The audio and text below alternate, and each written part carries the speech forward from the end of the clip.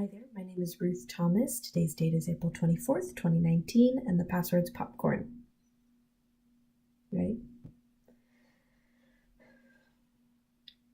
Like a window shattering from a sonic boom, I will never forget the day that I got the phone call that fractured my world into a million pieces. For a long time now, I was my best friend's emergency contact, and oddly one day I got a call from Harborview Medical Center in downtown Seattle that said that my best friend was in a horrible car accident caused by a distracted driver.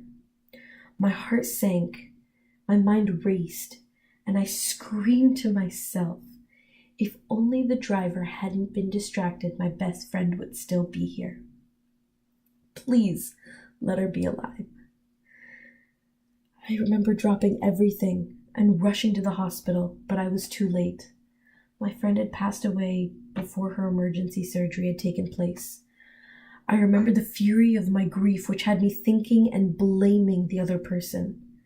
Still, through my grieving process, I realized that I was no different than the other driver. Sometimes I was even worse.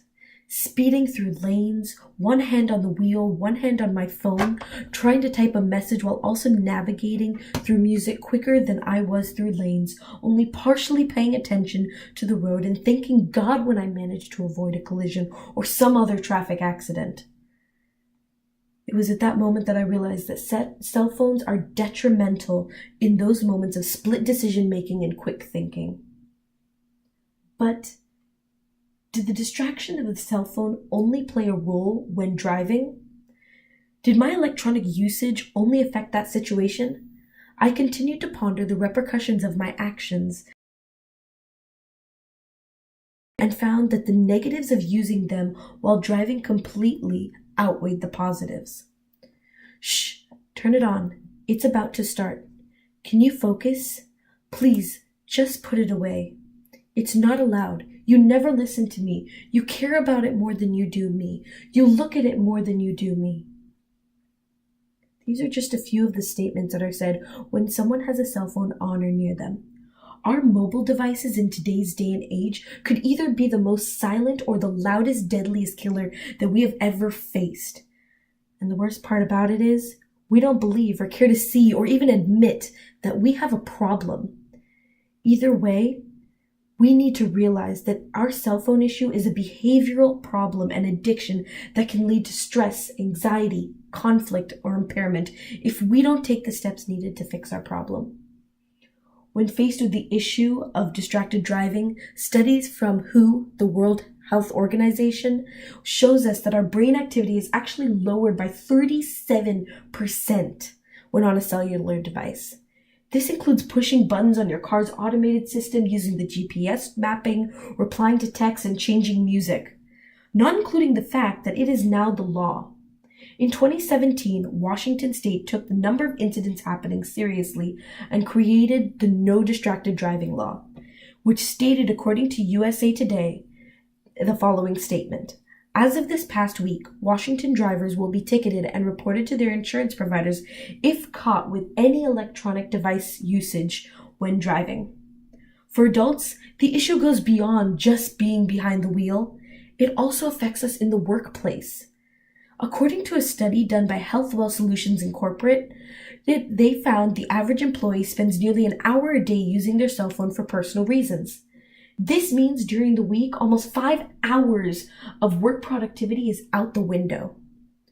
It's not only costing employers the loss of productivity, it's not helping with our attention spans as employees, and as stated before, their brain activity is lowered. Another work aspect that we can face is privacy issues. Suppose you work at a doctor's office and you're busy taking a picture of something. In the background, you don't even notice that you've captured an image of patient information on a clipboard. You then have violated legal, federally mandated Health Insurance Portability and Accountability Act, also known as HIPAA, which is a set of guidelines and rules in the medical world allowing for the confidentiality of patient records. If violated, this can affect your ability to keep your next job, and you may even lose the one you currently have. So how else does this affect us, you might ask? It completely interrupts our sleep schedule. According to the National Sleep Foundation, they state that the use of electronic devices in the bedroom further disrupts our natural sleep cycle and sleep pattern, making it 40% harder for us to get to bed at night. If that statement is not shocking enough, I don't know what is.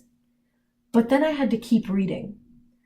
This statement was also reiterated in the Journal of Youth Studies, which claimed that children who signed into their phones every night were 300% more likely to report feeling constantly tired at school the next day compared to their peers who were off by 8 p.m. It goes without saying that this is not surprising at all. Another aspect of our lives that are affected is relationships. Usually, when you walk into a restaurant, you will see a family of any size on their mobile devices. So a deeper question comes to mind. What are we really attached to on our phones? What do we do that is so important that we cannot wait for an hour to reply? We used to be able to live without these, mind you. It seems as if the days of playing outside and spending time with family is long in the past. Relationships are no longer deep, but they're rather surface level. We insist that what we use our phones for is so important, but shouldn't the reminder be that if we didn't have to use it before, we don't have to use it as much now? When we have our phones near us, whether or not we care to admit it, we are indicating that the presence of the company that we are in is no longer important. That their time and their energy is wasted because we are simply staring at a screen, refusing to make intimate personal connections and choosing to connect with our screens. Instead of putting our phone on the desk or near us during conversations and mealtimes, why don't we stop? Turn it off, leave it in another room, mute it, put it in our pockets where it won't retract away from the time that we share with others. Anything except keep it away. All in all, our first step to fixing our problem is admitting we have one. There are multiple steps. Which one will we take now? As adults, we have to model this for the next generation. Let's do so that there's more safety, more responsibility, and that there is more care being taken care of. And maybe we'll just happen to save some more lives, which are offline now. Thank you.